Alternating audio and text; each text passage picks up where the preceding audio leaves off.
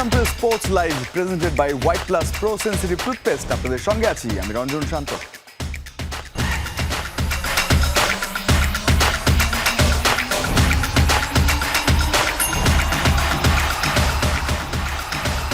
সকালে আসলে যখন খেলছিলেন রিজওয়ান এবং সাজিদ, তখন কিন্তু বাংলাদেশের একটা ভয়ের কারণ ছিলই। খুব স্বাভাবিকভাবে বেশ রান করে ফেলছিলেন তারা, উইকেট পড়ছিলেন। তবে পরবর্তীতে বাংলাদেশের একটা টিম হার্ডেল ছিল, একটা ড্রিঙ্কস ব্রেক, এবং তারপরে সেই ব্রেক থ্রুটা এবং নাজমুল শান্ত তার নেতৃত্ব এবং পুরো দলকে কৃতিত্ব দিতে হচ্ছে, প্রশংসায় ভাসছেন তারা। পাকিস্তানকে হোয়াইট ওয়াশ, টানা 4 টেস্টে জয়, ঐতিহাসিক সিরিজ শেষে দলের পারফরমেন্সে গর্বিত নাজমুল হোসেন শান্ত। বড় দলগুলোর বিপক্ষে আরও বেশি ম্যাচ খেলতে আইসিসির কাছে দাবি জানান টাইগার অধিনায়ক। দেশের পাশাপাশি দেশের বাইরে সাফল্যের ধারাবাহিকতা দেখানোই লক্ষ্য বলছেন নাজমুল শান্ত। গায়ের জলজলে সাদা পোশাকের মতোই মুখে উজ্জ্বল হাসি অধিনায়ক নাজমুল হোসেন শান্তর। ট্রফি সঙ্গী করে লাক্কাতুরা সবুজ গালিচায় বীর দর্পে হাঁটা বলে দেয় পাকিস্তানকে হোয়াইট ওয়াশের আনন্দ আর গৌরবের গল্প। টেস্ট ক্রিকেটে পিছিয়ে পড়ার যে আক্ষেপটা তা যেন মিশে যেতে শুরু করেছে জয়ের গল্পে। ঐতিহাসিক সেই মুহূর্তের উচ্ছ্বাসটাই ফ্রেমবন্দি করলেন শান্ত, দারুণ নৈপুণ্যে জেতা বাইকটায় চড়ে পুরো মাঠে রাউন্ড দিয়ে। এমন পারফরমেন্সের পর স্বাভাবিকভাবেই আইসিসির কাছে শান্তর আকুতি বড় দলগুলোর বিপক্ষেও আরও বেশি ম্যাচ খেলার।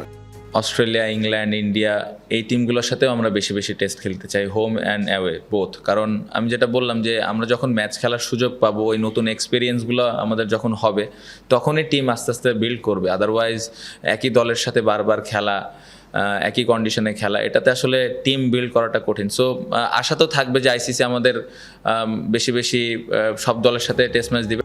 এমন পারফরমেন্সের পরও লাল বলে আরও উন্নতির কথা বলছেন টাইগার অধিনায়ক। পাকিস্তানের বিপক্ষে টানা 4 জয় স্পেশাল, তবে দেশের পাশাপাশি দেশের বাইরেও ধারাবাহিক হয় লক্ষ্য এখন নাজমুল শান্তর। সামনে আরও অনেক টেস্ট ম্যাচ বাংলাদেশ খেলবে, ওইখানে আরও ভালো ভালো অ্যাচিভমেন্ট হবে, এটাই আশা থাকবে। ওভারঅল আমি বলবো যে এই 4টা ম্যাচ অনেক স্পেশাল, আমরা অনেক ভালো ক্রিকেট খেলেছি। বাট আমি বলবো যেটা সবসময় আমি বলি যে আমাদের টেস্ট টিমটা আস্তে আস্তে বিল্ড করতে হবে, আরও অনেক জায়গা আছে ইমপ্রুভমেন্টের, ওই জায়গাগুলো ঠিকঠাক করতে হবে। সো ওই জায়গাগুলো ঠিকঠাক করে যখন আমরা দেশে এবং দেশের বাইরে কনসিস্টেন্টলি ভালো খেলবো, তখন আমি বলবো যে না, আমাদের টিমটা আগের থেকে ভালো অবস্থানে যাচ্ছে। 2 ম্যাচেই 5 দিন করে টেস্ট খেলায় খুশি টিম টাইগার্স। ইমোশন কন্ট্রোল করে এমন পারফরমেন্সে দলের ওপর গর্বিত অধিনায়ক শান্ত। পুরা টিম হিসেবে খেলতে পেরেছি, প্রত্যেকটা প্লেয়ার যেভাবে হার্ডওয়ার্ক করেছে, ব্যাটসম্যান, বোলার, যারা ম্যাচ খেলার সুযোগ পায়নি, কোচিং স্টাফ, টিমে যারা হেল্প করার জন্য থাকেন, সবার আমার মনে হয় কন্ট্রিবিউশন ছিল, এবং সবাই চাচ্ছিল যে আরেকবার আমরা এরকম একটা ভালো রেজাল্ট করতে পারি কিনা। সো ওভারঅল আমি অ্যাজ এ ক্যাপ্টেন খুবই প্রাউড ফিল করছি প্রত্যেকটা প্লেয়ারের এই ওয়ার্ক এথিকটা দেখে। সাদা পোশাকে নতুন শুরুর এই দাপট শুধু পাকিস্তান নয়, বাকি দলগুলোর বিপক্ষেও দেখানোর অপেক্ষায় শান্ত লিটনদের। এই সিলেটেই বাংলাদেশের টেস্ট সংস্কৃতি গড়ে না ওঠার আক্ষেপ করেছিলেন নাজমুল শান্ত। এই সিলেটেই পাকিস্তানের বিপক্ষে ঐতিহাসিক এক সিরিজ জয়ের রোমাঞ্চকর অধ্যায় লিখেছে টিম টাইগার্স। বছরের প্রথম টেস্ট সিরিজেই বাজিবাত, মুখের সেই চওড়া হাসিটা নিশ্চয়ই রাখতে চাইবেন। সেই সঙ্গে এমন জয়ের গল্প অধিনায়ক নাজমুল শান্ত অধিনায়কের টুপি মাথায় নিশ্চয়ই লিখতে চাইবেন বারংবার। হাসান আল মারুফ, যমুনা স্পোর্টস, সিলেট আন্তর্জাতিক ক্রিকেট স্টেডিয়াম, সিলেট। টেস্ট ক্যারিয়ারের 102 নম্বর ম্যাচে এসে প্রথমবারের মতো সিরিজ সেরার পুরস্কার জিতলেন মুশফিকুর রহিম। দীর্ঘ 2 দশকের বর্ণিল ক্যারিয়ারে যা হয়নি, সায়ান্নে এসে পাকিস্তান সিরিজে সেটাই করে দেখালেন মিস্টার ডিপেন্ডেবল। ঐতিহাসিক সেই সিরিজে ব্যাট হাতে 1 সেঞ্চুরি আর 50তে 253 রান করে দলের জয়ের মূল নায়ক ছিলেন তিনি। শুধু তাই নয়, বাংলাদেশের 27টি টেস্ট জয়ের 25টিতেই মাঠে ছিলেন এই নির্ভরতার প্রতীক। বাংলাদেশের টেস্ট জয়ে 7 বার ম্যাচ সেরা হয়ে তিনি আছেন সবার উপরে। ওয়ানডেতে 6 বার সিরিজ সেরা হলেও এবার টেস্টেও নিজের শ্রেষ্ঠত্ব প্রমাণ করলেন মিস্টার ডিপেন্ডেবল। আর এই কীর্তি তাকে দেশের টেস্ট ইতিহাসের অন্যতম সফল ব্যাটার হিসেবে প্রতিষ্ঠিত করল। পাকিস্তানকে হোয়াইট ওয়াশ করে চলতি আইসিসি টেস্ট চ্যাম্পিয়নশিপ চক্রের 5-এ উঠে আসলো বাংলাদেশ। জয় পরাজয়ের আনুপাতিক হারে ভারতকে পেছনে ফেলেছে নাজমুল শান্তর দল। পাশাপাশি প্রথমবারের মতো আইসিসি টেস্ট র্যাঙ্কিংয়ের 7 নম্বরে উঠে এসেছে টাইগাররা, পেছনে ফেলেছে পাকিস্তান, উইন্ডিজের মতো দলগুলোকেও। লিটন মুশফিকের সেঞ্চুরির পর তাইজুলের 6 উইকেট শিকার। সিলেট টেস্টে পাকিস্তানের হার 78 রানে। বাবর রিজওয়ানদের বিপক্ষে টানা 4 জয়ের পাশাপাশি ঘরের মাঠে প্রথমবারের মতো সিরিজ জয়। টাইগারদের হোয়াইট ওয়াশের আনন্দের সঙ্গে যোগ হয়েছে বেশ কিছু প্রাপ্তি। এই যেমন চলতি আইসিসি টেস্ট চ্যাম্পিয়নশিপ চক্রে ভারতকে টপকে 5 নম্বরে উঠে এসেছে বাংলাদেশ। 4 ম্যাচ শেষে টাইগারদের সংগ্রহ 28 পয়েন্ট, বিপরীতে 9 ম্যাচ খেলা ভারতের ঝুলিতে 53 পয়েন্ট। তবে জয় পরাজয়ের আনুপাতিক পয়েন্টে এগিয়ে বাংলাদেশ। টাইগারদের সংগ্রহ যেখানে 58.33%, সেখানে ভারতের 48.15%। বাংলাদেশের কাছে হোয়াইট ওয়াশ হওয়া পাকিস্তান আছে তালিকার 8ম স্থানে। শীর্ষে অস্ট্রেলিয়া, 2 নম্বরে নিউজিল্যান্ড, 3 ও 4-এ অবস্থান দক্ষিণ আফ্রিকা ও শ্রীলঙ্কার। এদিকে সিলেট ম্যাচ শেষেই টেস্ট র্যাঙ্কিংয়ে হালনাগাদ করেছে আইসিসি, যেখানে প্রথমবারের মতো টেস্ট র্যাঙ্কিংয়ের 7ম স্থানে উঠে এসেছে নাজমুল শান্তর দল। রেটিং পয়েন্ট বেড়ে হয়েছে 78, পেছনে ফেলেছে উইন্ডিজ ও পাকিস্তানকে। আইসিসির সবশেষ রেটিং পয়েন্ট অনুযায়ী শ্রীলঙ্কার ঠিক নিচে অবস্থান করছে টাইগাররা। বিপরীতে সিরিজ হেরে 2 ধাপ পিছিয়ে 75 পয়েন্ট নিয়ে র্যাঙ্কিংয়ের 8 নম্বরে নেমেছে পাকিস্তান। 1 ধাপ পিছিয়ে 9 নম্বরে অবস্থান করছে উইন্ডিজ। 86 পয়েন্ট নিয়ে 1 ধাপ এগিয়ে 6 নম্বরে অবস্থান করছে শ্রীলঙ্কা। তবে র্যাঙ্কিংয়ের শীর্ষ 5-এ আসেনি কোনো পরিবর্তন। সর্বোচ্চ 131 রেটিং পয়েন্ট নিয়ে টেবিলের 1 নম্বরে অস্ট্রেলিয়া, দ্বিতীয় স্থানে দক্ষিণ আফ্রিকা, পরের অবস্থানে যথাক্রমে ভারত, ইংল্যান্ড ও নিউজিল্যান্ড। মুজরাবিন তারেক, যমুনা স্পোর্টস। বাংলাদেশ এখন টেস্টে বিশ্বের যে কোনো দলের সাথে লড়াই করতে প্রস্তুত। পাকিস্তানের বিপক্ষে আধিপত্যের পর এমনটাই মত সাবেক কিংবদন্তি পেসার ওয়াসিম আকরামের। দেশটির আরেক সাবেক রমিজ রাজা বলছেন, মানসিকতাই বদলে গেছে বাংলাদেশের, তারা এখন পাকিস্তানের চেয়ে শক্তিশালী। বাংলাদেশের চেয়ে অনেক বাজে দল পাকিস্তান, মন্তব্য কামরান আকমলের।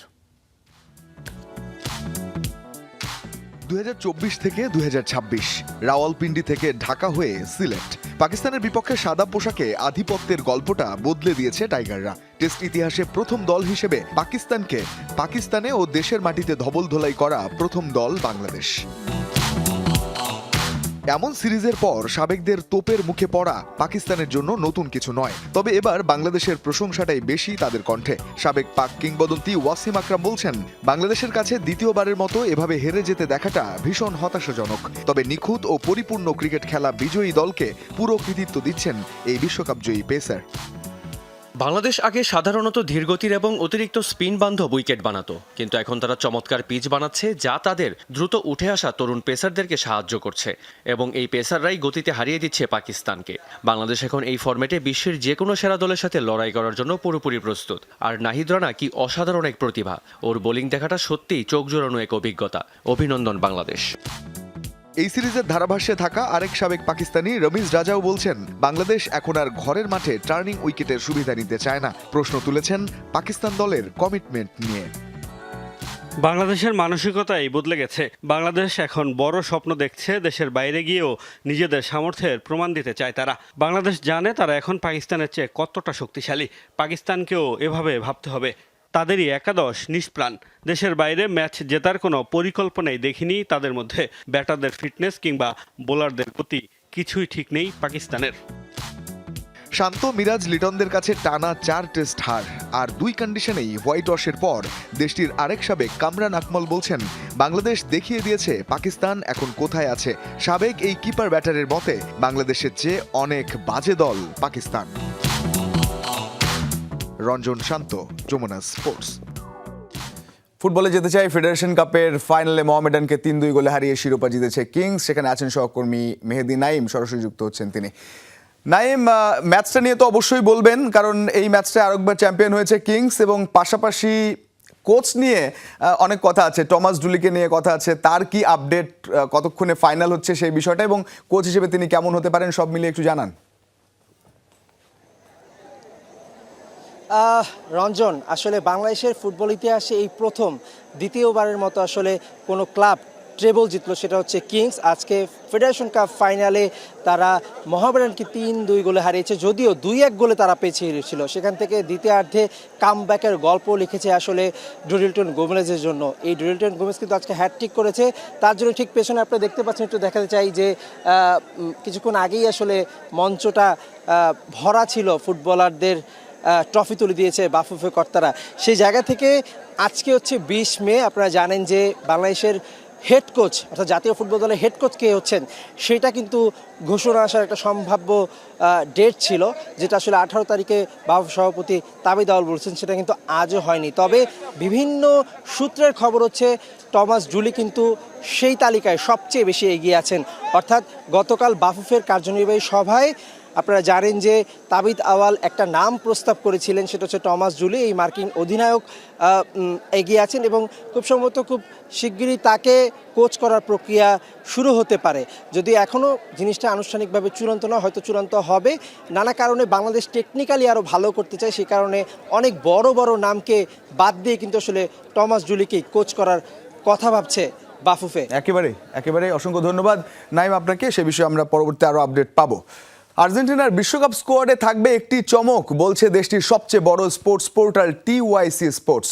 ব্রাজিলিয়ান ক্লাব পালমেইরাসে খেলা ম্যানুয়েল লোপেজকে তৃতীয় স্ট্রাইকার হিসেবে দলে নিতে পারেন কোচ স্ক্যালোনি। দাবি তাদের, বিশ্বকাপের চূড়ান্ত দল দেওয়ার আগে ইনজুরির কারণে রক্ষণভাগ নিয়েও চিন্তায় স্ক্যালোনি। তবে মিডফিল্ডার নিয়ে মধুর সমস্যায় আলবিসেলেস্তারা।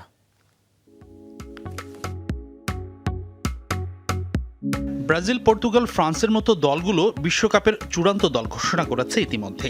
এমন পরিস্থিতিতে বিশ্ব চ্যাম্পিয়ন আর্জেন্টিনা স্কোয়াড ঘোষণা করবে কবে, এই প্রশ্ন নিশ্চয়ই জাগছে আলবিসেলেস্তা ভক্তদের মনে। ফিফার নিয়ম অনুযায়ী বিশ্বকাপের দলগুলোকে চূড়ান্ত স্কোয়াড জমা দিতে হবে 25 মে থেকে 1 জুনের মধ্যে। এর আগে যে কোনো ফেডারেশন চাইলেই দল ঘোষণা করতে পারে, আবার নাও পারে। এই ক্ষেত্রে কোনো বাধ্যবাধকতা নেই। আর্জেন্টিনা কবে দল ঘোষণা করবে নির্দিষ্ট কোনো দিনক্ষণ এখনও পাওয়া যায়নি। তবে আর্জেন্টিনার স্কোয়াড নিয়ে গুরুত্বপূর্ণ আপডেট দিয়েছে দেশটির সবচেয়ে বড় স্পোর্টস পোর্টাল TYC স্পোর্টস। বিশ্বকাপের চূড়ান্ত দল দিতে হবে 26 সদস্যের। ইতিমধ্যেই নাকি 35 জনের প্রাথমিক স্কোয়াড চূড়ান্ত করে ফেলেছেন কোচ স্ক্যালোনি। ক্লাবগুলোকে চিঠি দিয়ে তাদের দেশে ফেরার দিক নির্দেশনাও নাকি দিয়েছে আর্জেন্টাইন ফেডারেশন। TYC বলছে চূড়ান্ত দল ঘোষণার আগে 4টি বিষয়ে চিন্তিত স্ক্যালোনি। প্রথমত, ডিফেন্ডারদের ইনজুরি। কাতার বিশ্বকাপের আগ মুহূর্তে ওয়াকিম কোরিয়া এবং নিকোলাস গঞ্জালেসের চোট শেষ মুহূর্তে বিপাকে ফেলেছিল দলটিকে। সেই অভিজ্ঞতা থেকে এবার আগেভাগে একটি বড় ব্যাকআপ প্ল্যান প্রস্তুত করে রেখেছেন কোচ। স্ক্যালোনির দুশ্চিন্তা কিছুটা বাড়িয়েছেন ইনজুরি থেকে সদ্যই ফেরা নাহুয়েল মলিনা ও গঞ্জালো মন্তিয়াল। এই দুই রাইট ব্যাকের ফিটনেস সমস্যা বিবেচনা করেই স্কোয়াডে 8 ডিফেন্ডারের পরিবর্তে 9 ডিফেন্ডার রাখার কথা ভাবছেন স্ক্যালোনি। মিডফিল্ডার নিয়ে মধুর সমস্যায় অবশ্য আলবিসেলেস্তারা। সীমিত জায়গার লড়াইয়ে আছে একাধিক ইনফর্ম খেলোয়াড়। TYC বলছে 2 স্পটের জন্য জিওভানি লো সেলসো, ভ্যালেন্টিন বার্কোর সাথে তুমুল লড়াই হচ্ছে Marcos Senesi, Emiliano Buendia, Matias Soule ও ফ্রাঙ্কো মাস্তান্তুয়ানোর মধ্যে। আর্জেন্টিনার বিশ্বকাপ স্কোয়াডে একটা বড় চমকও থাকতে পারে। Messi, Julian Alvarez auto choice থাকবেন হয়তো লাউথারো মার্টিনেজো। তবে ব্রাজিলিয়ান ক্লাব পালমেইরাসে খেলায় স্ট্রাইকার ম্যানুয়েল লোপেজকেও তৃতীয় স্ট্রাইকার হিসেবে স্কোয়াডে রাখার কথা নাকি ভাবছেন স্ক্যালোনি। হাসিনুর রহমান, যমুনা স্পোর্টস। বিদ্যুৎ বিল দিতে না পারা অন্ধকার ঘর থেকে এখন ব্রাজিলের নাম্বার 9-এর দাবিদার। মায়ের ত্যাগ আর রাতের ঘুমন্ত শহরে প্রতি রাত 10 কিলোমিটার দৌড়ানো সেই ইগর থিয়াগো নাম লিখেছে ব্রাজিল স্কোয়াডে। ভয়াবহ চোট আর চিকিৎসকদের হাত তুলে দেওয়াকে বুড়ো আঙুল দেখিয়ে হালান্ডকে টক্কর দিয়ে জিতেছেন মাস সেরার পুরস্কার। ব্র্যান্ডফোর্ডের ফরওয়ার্ড ইগর থিয়াগো প্রস্তুত এখন নেইমারের সাথে বিশ্বমঞ্চ কাঁপাতে। 68 anos de uma grande história. জীবনের গল্প খুবই বৈচিত্র্য, যে গল্প মাঝে মাঝে রূপালী পর্দাকেও হার মানায়। যার শৈশবে ঘর অন্ধকার থাকতো বিদ্যুৎ বিল না দিতে পারায়, সংসার টানতে যার মাকে করতে হয়েছে ঝাড়ুদারের কাজ, সেই ইগর থিয়াগো এবার নাম লিখিয়েছেন 5 বারের বিশ্ব চ্যাম্পিয়ন ব্রাজিল শিবিরে। ইগরের ক্যারিয়ারের সোনালী মুহূর্ত হয়ে থাকবে সেলেসাওদের স্কোয়াড ঘোষণা করার দিনটি। মাত্র 13 বছর বয়সে বাবাকে হারানো ইগরের পথ চলাটা এত সহজ ছিল না। জীবনযুদ্ধে কখনো হতে হয়েছে রাজমিস্ত্রির সহকারী, কখনো রাস্তায় বিক্রি করতে হয়েছে ফল। পাশাপাশি ছিল একের পর এক ফুটবল ট্রায়াল থেকে রিজেকশন। রাগে দুঃখে যখন সিদ্ধান্ত নেন বুটজোড়া তুলে রাখার, তখন হাল ছাড়তে দেননি মা। মায়ের কথায় চালিয়ে গিয়েছেন অনুশীলন। রাতের ঘুমন্ত শহরে ইগর দৌড়েছেন 10 কিলোমিটার করে। পায়ের রক্ত দিয়ে লিখেছেন এক মহাকাব্য। হীরা চিনতে ভুল করেননি রোনালদো নাজারিও। ইউরোপে গিয়ে লুদু গোতেরোস আর ক্লাব ব্রুগায় গোলের বন্যা বইয়ে 30 মিলিয়ন পাউন্ডের নাম লেখান প্রিমিয়ার লিগের ব্র্যান্ডফোর্ডে। কিন্তু নিয়তির নির্মম পরিহাস। ইংল্যান্ডে পা রেখেই মারাত্মক ইনফেকশনে টানা 273 দিন থাকতে হয়েছে মাঠের বাইরে। ক্যারিয়ার কি তবে শেষ? কারণ চিকিৎসা বিজ্ঞানও যেখানে হাত তুলে নিয়েছিল। কিন্তু শৈশব থেকেই যে ইগর লড়াকু এক সৈনিক, তাকে দমিয়ে রাখার সাধ্য কার? চোট থেকে ফিরে 2025-26 মৌসুমে প্রিমিয়ার লিগে 22 গোল করে নিজের জাত চেনান ইগর। শুধু তাই নয়, আর্লিং হালান্ডকে টক্কর দিয়ে জিতে নেন মাসসেরা পুরস্কারও। বিধ্বংসী এই ফর্মে তাকে এনে দিয়েছে ব্রাজিলের জার্সি। সেলেসাউদের ঐতিহ্যবাহী নাম্বার 9 গায়ে তোলার সব রসদই আছে 6 ফুট 3 ইঞ্চির দানবীয় এই ফুটবলারের। প্রতিপক্ষের রক্ষণে কাঁপন ধরানো, এরিয়াল বলে আধিপত্য দেখানোই তার মূল শক্তি। তবে মূল একাদশে জায়গা ধরে রাখতে অবশ্যই নিজেকে প্রমাণ করতে হবে প্রতিটি ম্যাচে। কিন্তু বিশ্বাসের জোরে যে ভাগ্য বদলে দিতে পারে, বিশ্বমঞ্চে তাকে আটকানোর সাধ্য কার? রিয়ান রাফতি, যমুনা স্পোর্টস। শেষ করবো ইপিএল এর খবর দিয়ে। 22 বছর পর প্রিমিয়ার লিগের শিরোপা জিতল আর্সেনাল। বোর্নমাউথের মাঠে ম্যান সিটির ড্র এনে দেয় সেই উপলক্ষ। এক ম্যাচ হাতে রেখেই প্রায় 2 যুগের অপেক্ষা শেষে নিজেদের 14তম লিগ শিরোপা ঘরে তুলল গানাররা। দ্বিতীয় সর্বকনিষ্ঠ কোচ হিসেবে ইপিএল এর শিরোপা জিতলেন কোচ মিকেল আর্তেতা। ঠিক এই মুহূর্তটির অপেক্ষায় কেটেছে 22টি বছর। ইপিএলে হারানো মুকুট ফিরে পেল আর্সেনাল। গানারদের শোকেসে যোগ হলো 14তম লিগ শিরোপা। এক ম্যাচ হাতে রেখেই শিরোপা উদযাপন মিকেল আর্তেতা শিষ্যদের। সাকা ওডেগার্ডদের বাদ ভাঙা উচ্ছ্বাস মুহূর্তেই ছড়িয়ে পড়ে উত্তর লন্ডনের প্রতিটি প্রান্তে। একটা শিরোপার অপেক্ষায় যাদের কেটেছে 2 দশকেরও বেশি সময়, সেই আর্সেনাল সমর্থকরা পানশালার টিভি সেটের সামনেই ঝরালেন আনন্দ অশ্রু। অপেক্ষার যন্ত্রণা শেষে সময়টা এখন শুধুই উদযাপনের। অবশ্য এমন আনন্দ উপলক্ষ নিশ্চিতে মাঠে নামতে হয়নি আর্সেনালকে। বোর্নমাউথের মাঠে ম্যান সিটির হোঁচট 22 বছরের জমানো আক্ষেপ ঘুচে গানারদের এনে দেয় শিরোপা জয়ের উল্লাস। শিরোপা রেসে টিকে থাকতে হারাতেই হবে টানা 16 ম্যাচ অপরাজিত থাকা বোর্নমাউথকে, না হলে ট্রফি যাবে আর্সেনালের ঘরে। এমন সমীকরণে সিটিজেনদের ডেরায় প্রথম আঘাত ইলি জুনিয়র কোপির। সমতায় ফেরার চেষ্টায় সফল হলেন আর্লিং হল্যান্ড, কিন্তু শিরোপা রেস বাঁচিয়ে রাখতে তা যথেষ্ট ছিল না গার্দিওলা শিষ্যদের। এই স্প্যানিয়ার্ডের ইতিহাস ছাড়ার গুঞ্জনের মাঝেই সম্ভাব্য বিদায়টা হলো শিরোপা হারিয়ে। Congratulate Arsenal. Arsenal, Mikel Arteta ও তাদের খেলোয়াড়দের অভিনন্দন। তারা এটার যোগ্য। মুহূর্তটি ওদের জন্য সত্যি ভীষণ স্পেশাল। ম্যান সিটিকে রুখে দিয়ে আর্সেনালকে আগাম শিরোপা এনে দেয়া বোর্নমাউথ গড়ল নতুন মাইল ফলক। প্রথমবারের মতো ক্লাবটি নিশ্চিত করল ইউরোপিয়ান প্রতিযোগিতায় খেলা। সুযোগ আছে চ্যাম্পিয়ন্স লিগে খেলারও। গেল কয়েক মৌসুমে বারবার তীরে এসে তরি ডোবানো আর্সেনাল এবার আর ভুল করেনি। মরিনিয়োর পর দ্বিতীয় সর্বকনিষ্ঠ কোচ হিসেবে ইপিএলের শিরোপা জিতলেন কোচ মিকেল আর্তেতা। ওরি বার্গক্যাম্পদের সেই ইনভিনসিবল যুগের পর কত বসন্ত পেরিয়ে অবশেষে সোনালি ট্রফি ফিরছে গানারদের ঘরে। কান্না, অপেক্ষা আর বুক ভাঙা কষ্টের পর এই সময়টা শুধুই আর্সেনালের। মুজরাবিন তারেক, যমুনা স্পোর্টস। এই ছিল আজকের স্পোর্টস লাইভ। এতক্ষণ সঙ্গে থাকার জন্য ধন্যবাদ সবাইকে।